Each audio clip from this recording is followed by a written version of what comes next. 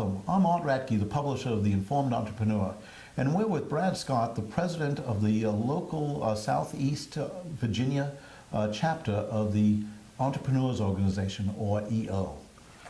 Welcome, Brad. Thank you, Art. Thank you for, again, taking the time to share with us about the EO. One of the things that I find interesting about the EO, and I'm hoping that we'll maybe share a little bit of that today, is that being the owner of a business is a very lonely experience. And I know when I've ran businesses, I've always looked for where can I go to have business conversations, and it seems like the EO is just a great place for that type of activity along with everything else they do. Right. But for those who don't know, could you just give us a kind of a quick understanding of what EO is, what do they do, why do they exist? Sure. So the Entrepreneurs Organization, or EO, is just really a community of successful entrepreneurs that come together for a common goal to really learn and grow, both professionally as well as personally, to enable them to provide back more to their companies as well as the communities and their families. Okay. And is it a new organization? Has it been around for a while? Actually, EO has been around for 25 years. Oh. So we're celebrating our 25th birthday this year, anniversary, if you will. It's a very well-established organization throughout the world.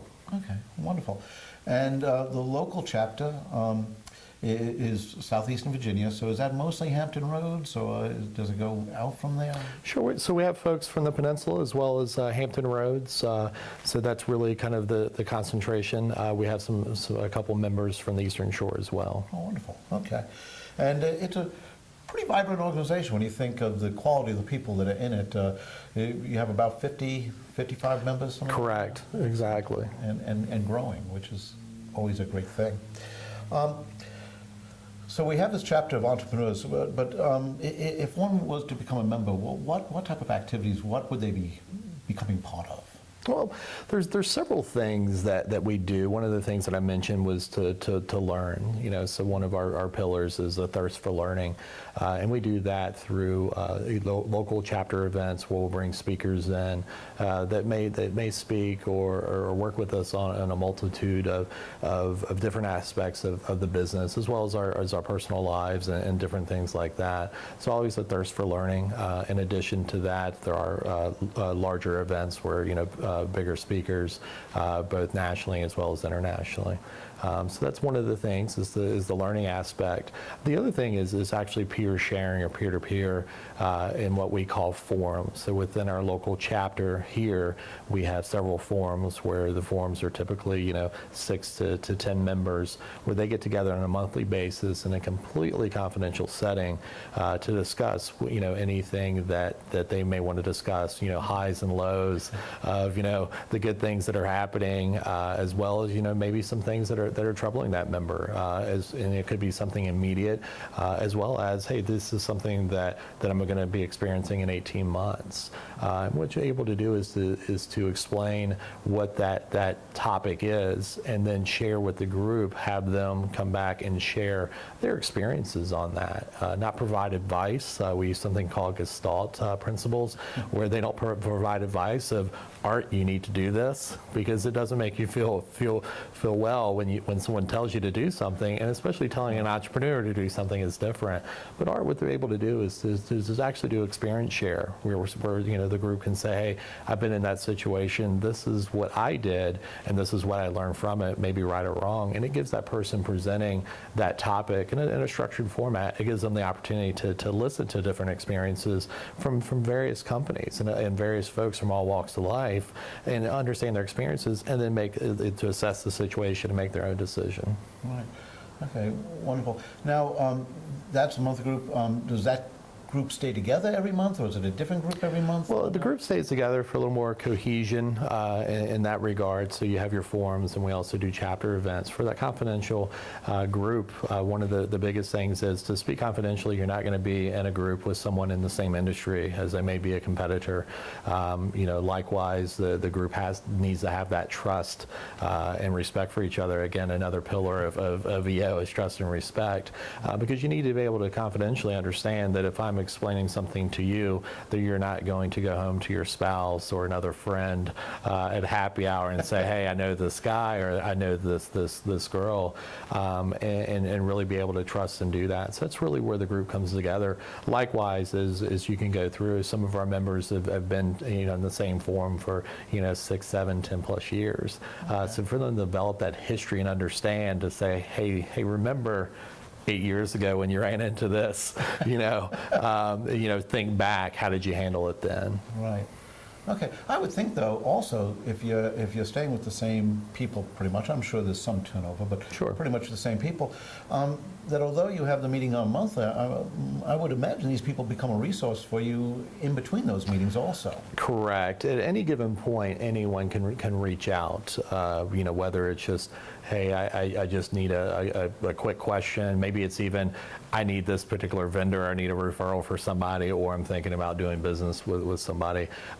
Things like that happen, as well as just whenever, if you ever need something within your forum, even within the chapter, as well as globally as well, through member-to-member exchange being another benefit of EO, being able to post questions that maybe someone within your particular forum may not have that experience with, whatever, maybe it's obtaining financing or merger and acquisition, or maybe some legal matter of understanding. So we have the entire ecosystem to provide people experience sharing. So if, as an example, you were expanding to another city, you could get some input on what that city was like and that type of thing. Correct. So exactly. So one of the things which is fantastic, and maybe it's just I need a referral. We're looking for a referral. We need ideas because if you think about it, we live here in Hampton Roads.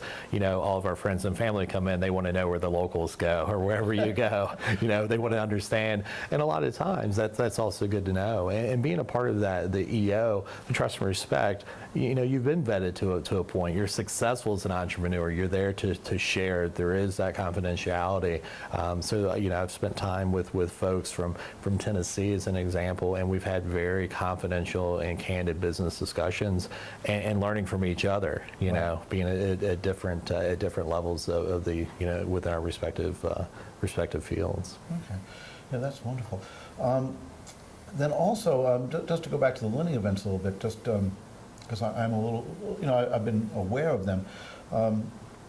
My understanding is that they really can be outstanding, that you just don't pick a local person necessarily who thinks they're an expert at something. You actually bring in some interesting and accomplished people to speak in an intimate setting that normally you might hear these people with 500 people in the room, but in this case you're hearing them with 30 to 50 people in the room.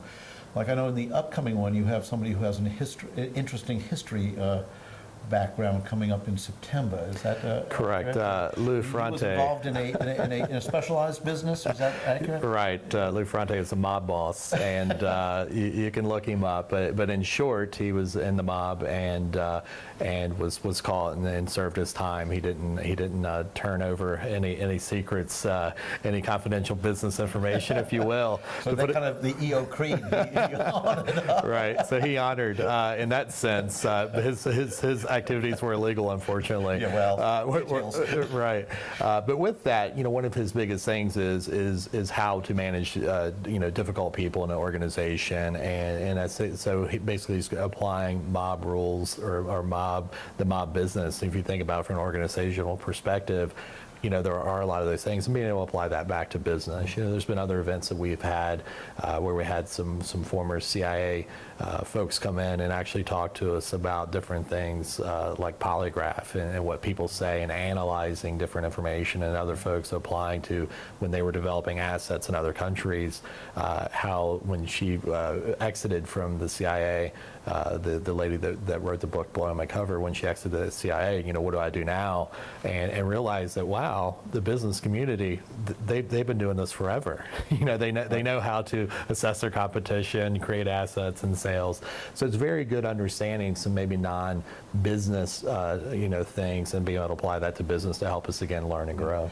And I'm going to say, from being involved in business for years, those are unique opportunities that is not your typical lunch and learn type topics. That very high. A lot of these are successful authors, speaking at, for IBM or what have you, Correct. With 5,000 people in the auditorium.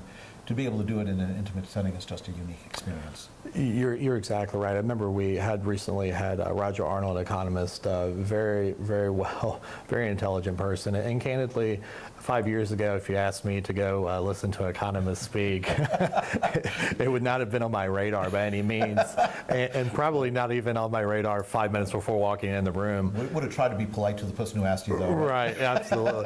But the Mr. Arnold was provided such a world view of how different things affect the different behavioral things and actually in the economy really affect what we do, and not just now but down the road, different indicators. So having that type of deep knowledge in the business and being able to apply that in our part of our business planning, having that knowledge and that information and be able to assess that and then digest it and then move forward and make business decisions is phenomenal. That's something that I could never have accomplished through EO. Again, that would have been sitting in a crowd of 5,000 people, not being able to ask, one-on-one questions or questions within a small environment. Okay.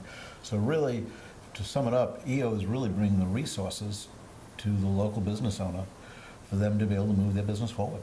Absolutely. Yeah, wonderful. All right, now, is EO open to every business owner? Is it, are there criteria? Sure. So we have some criteria. Again, the criteria revenue from a revenue perspective, the business must be doing $1 million a year and above. In our local chapter, we have businesses that are at the $1 million mark, all the way, close to $60 million a year. So you have a good mixture of businesses, number one.